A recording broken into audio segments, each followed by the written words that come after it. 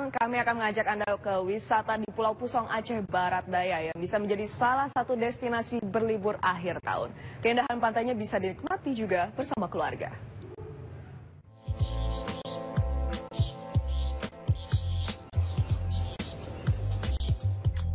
Inilah keindahan Pulau Pusong di Aceh Barat Daya. Pantai yang indah ini memang belum terlalu banyak diketahui wisatawan. Perjalanan ke pulau ini harus ditempuh selama 20 menit melalui jalur laut dengan menggunakan kapal nelayan. Wisatawan harus membayar Rp100.000 untuk ongkos menyeberang ke pulau ini. Ya, pertama indah pastinya, terus terumbu karangnya pun masih masih terawat ya, terus juga udaranya bersih. Ya.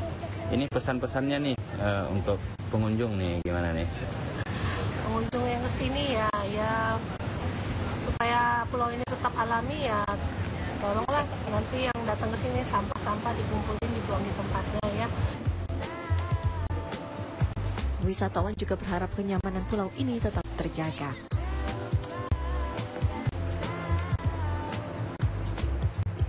Tentunya kedepannya diharapkan akan ada banyak fasilitas pendukung di lokasi wisata ini. Dari Kabupaten Aceh Barat Daya, Haidir Azhar, AAN TV One mengabarkan.